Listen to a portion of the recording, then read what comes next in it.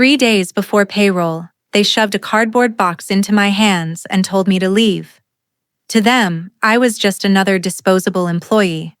But what they didn't see was the trap already ticking inside their own system. Every dollar that reached their workers passed through fixes only I knew how to make. By firing me, they didn't just erase my job. They pulled the pin on their own collapse. How arrogance destroys itself. Before I continue my story, where are you watching from? Hit that like and subscribe button. You'll want to hear how this unfolds. They fired me on a Wednesday, 3 days before payroll was scheduled to hit. No warning, no discussion, just a manager standing stiffly with security nearby and a cardboard box already waiting.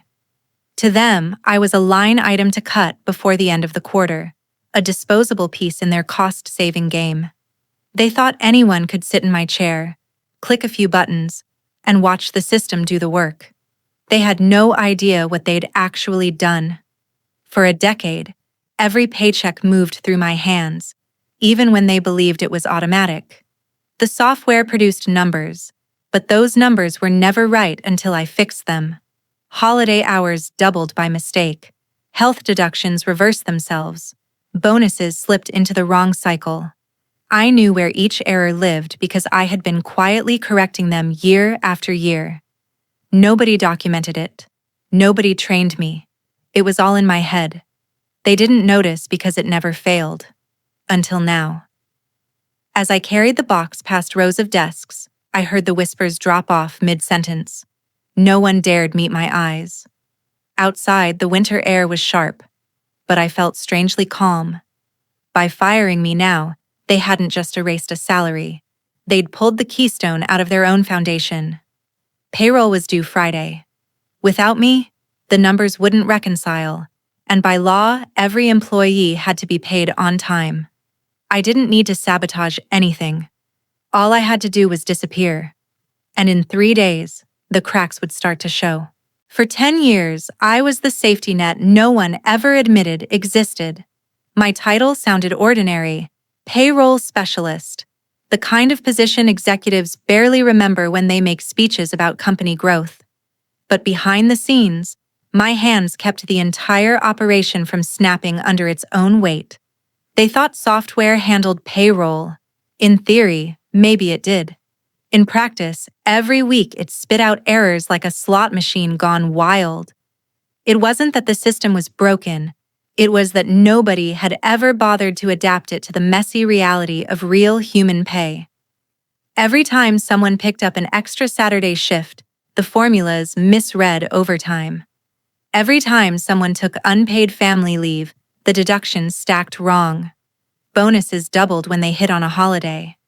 And health insurance deductions? They reversed themselves if the coverage overlapped across years. To the machine, it was all data. To me, it was chaos that I corrected before anyone noticed.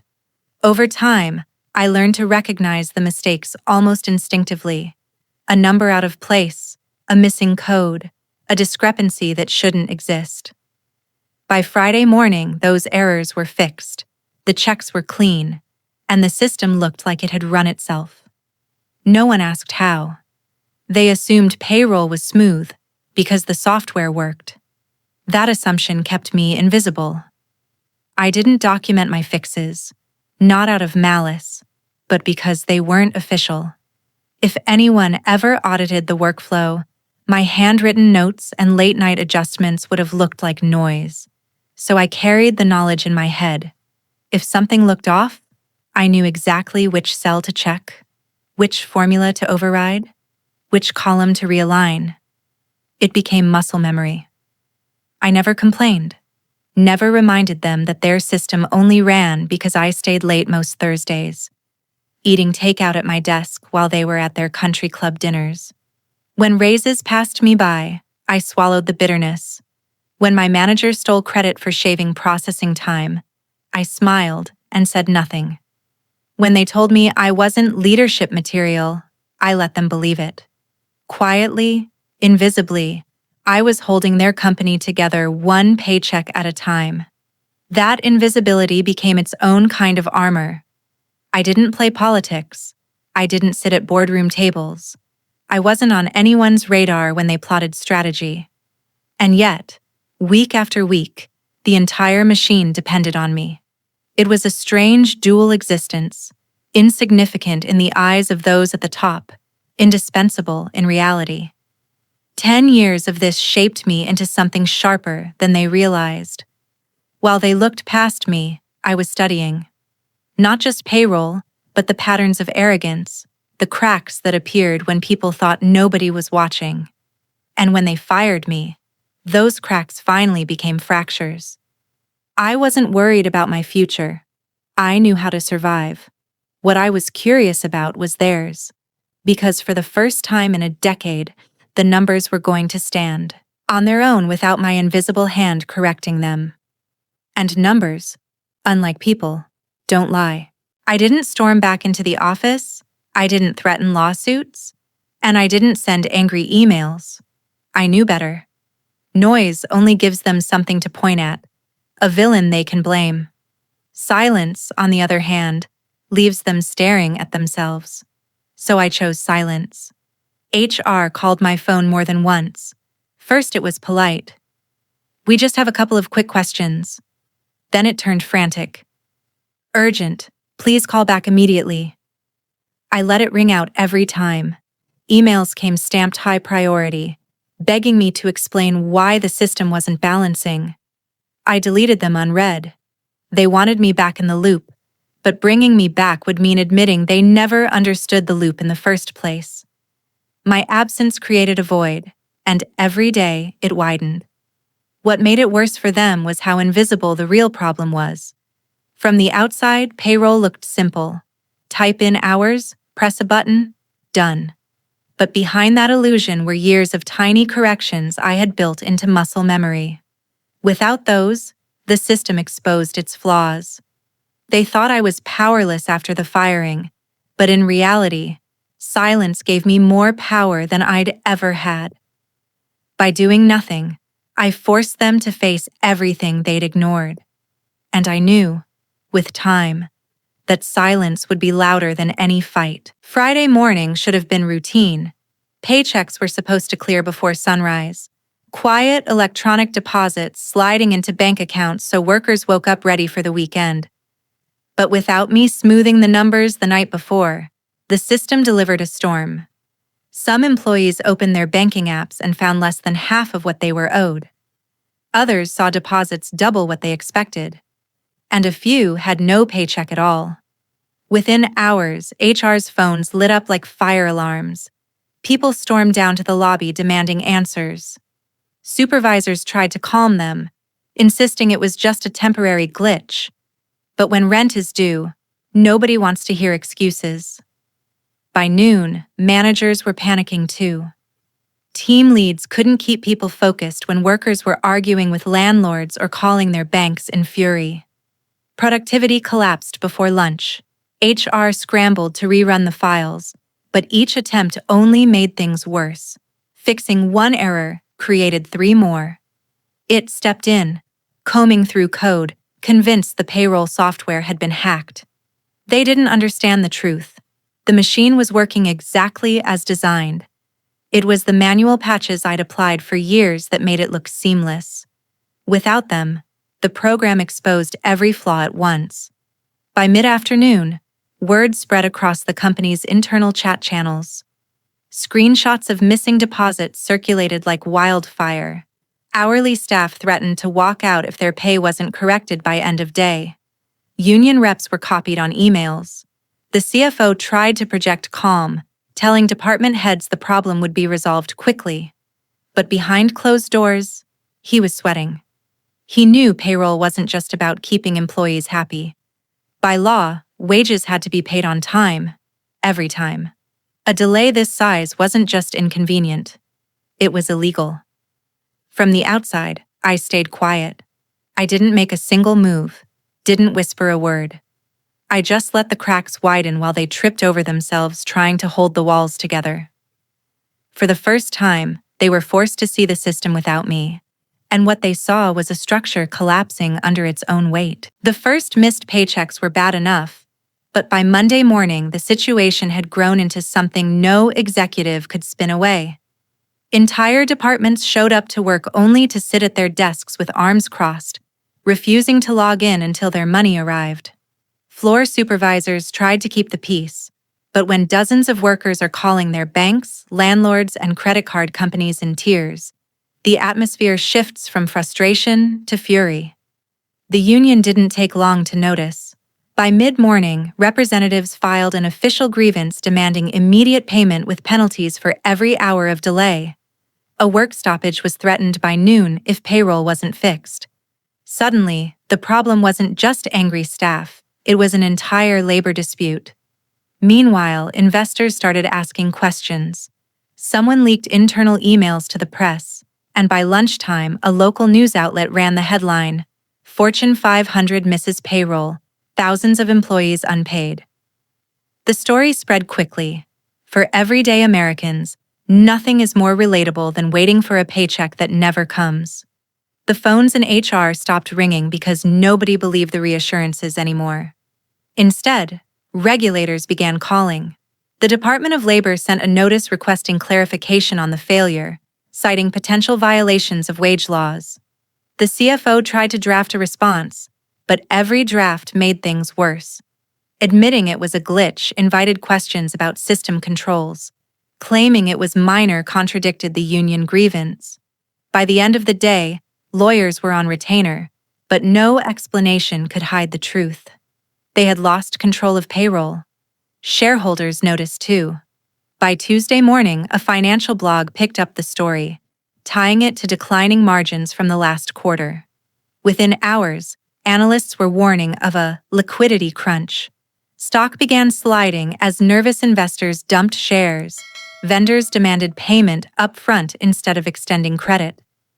Deals that were weeks from closing went silent. The domino effect was in full motion.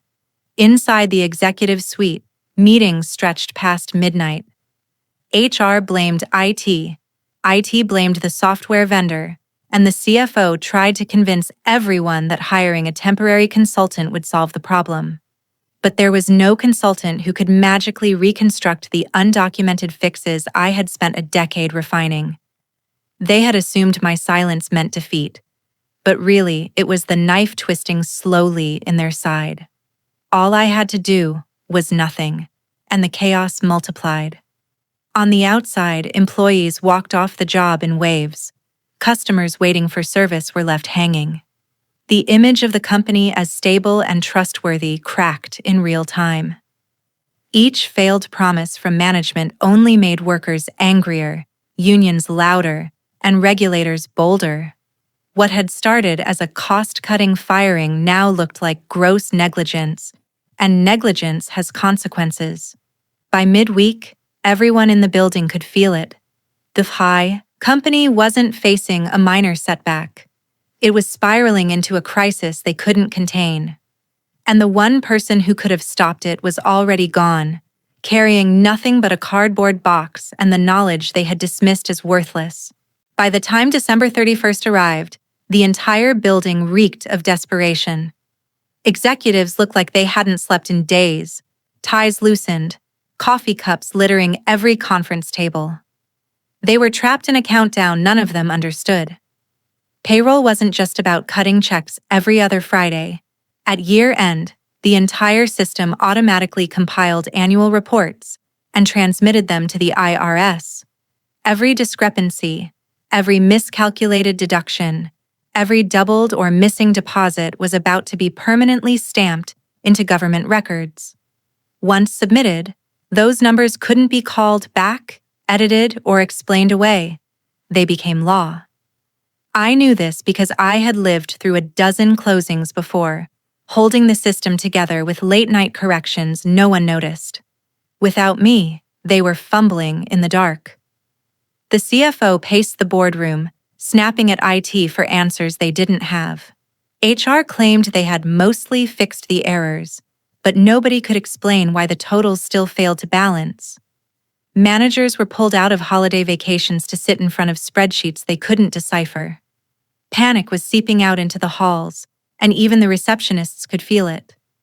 Outside the building, investors grew restless. The stock slid further each day. The press painted the company as incompetent, and employees were already preparing for lawsuits. Vendors delayed shipments, worried they wouldn't be paid. Everything hinged on midnight, and everyone inside knew it. If the numbers didn't reconcile, the IRS wouldn't just issue a warning, they would trigger a full-scale audit. That kind of audit froze accounts, delayed contracts, and could take years to unwind. The irony was suffocating. I didn't touch a thing. I didn't lift a finger. The machine they trusted was faithfully doing exactly what it was programmed to do: transmit whatever data it had.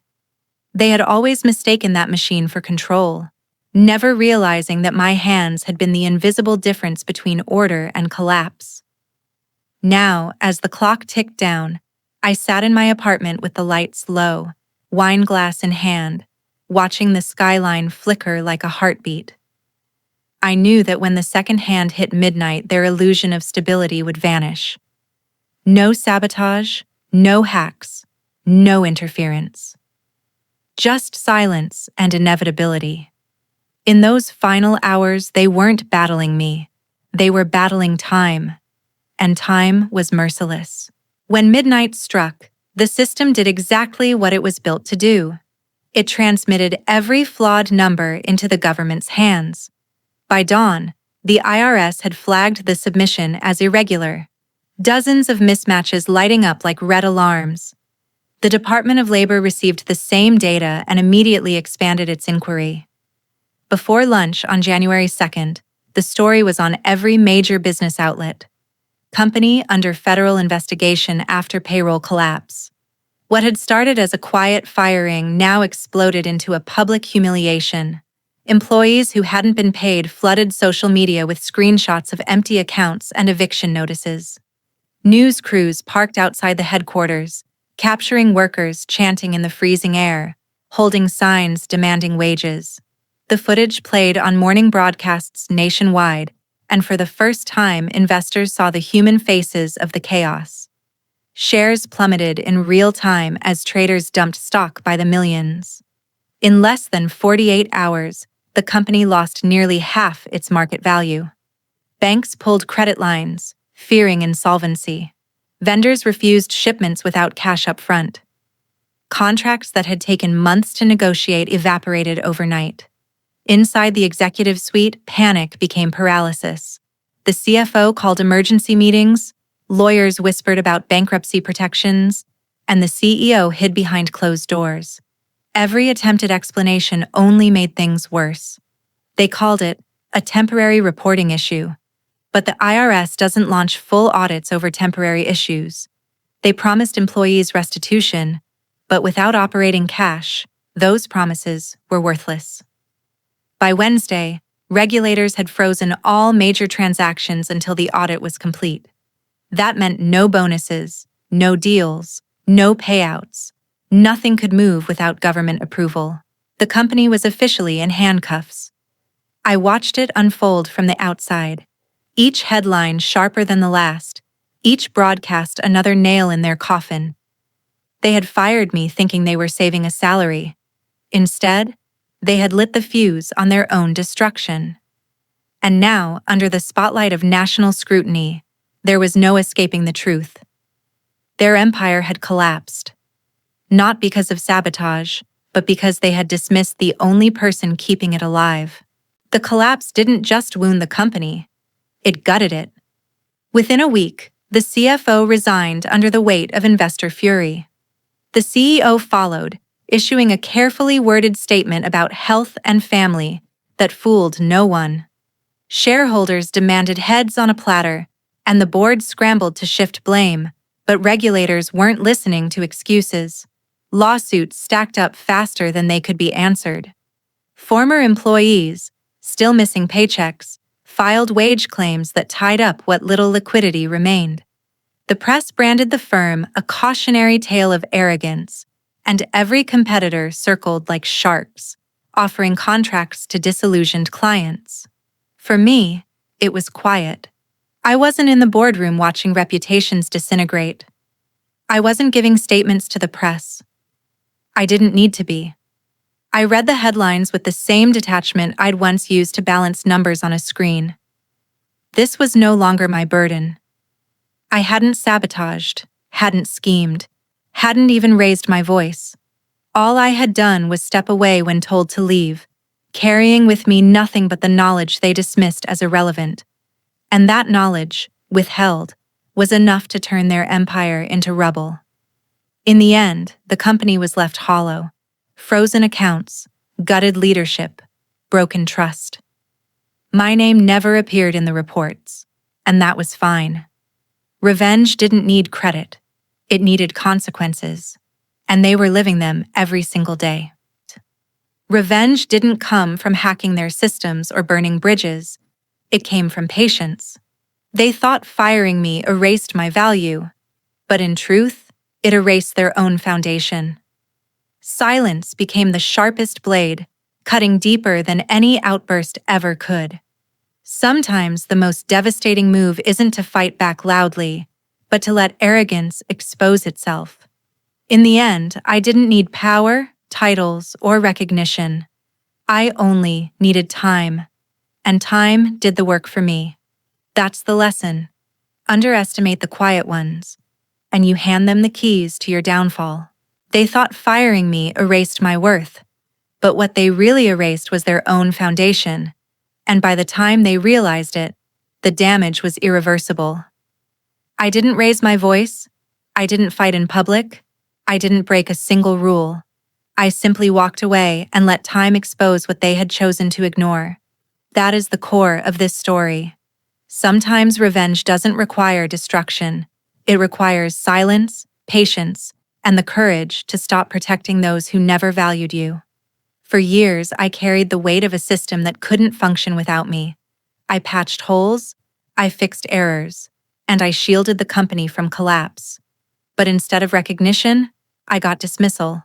And in that moment, the responsibility I had carried quietly for a decade became their downfall. The lesson here applies far beyond payroll or corporate life.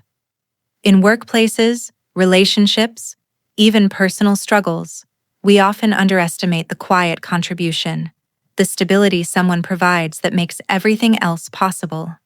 Too often, people in power assume loyalty without respect, expecting invisible labor to hold them up forever. But the truth is this: the moment that labor withdraws, the cracks appear, and arrogance meets consequence. The moral is simple. Real strength doesn't always roar. Sometimes it waits. Sometimes it's the silence that teaches the loudest lesson.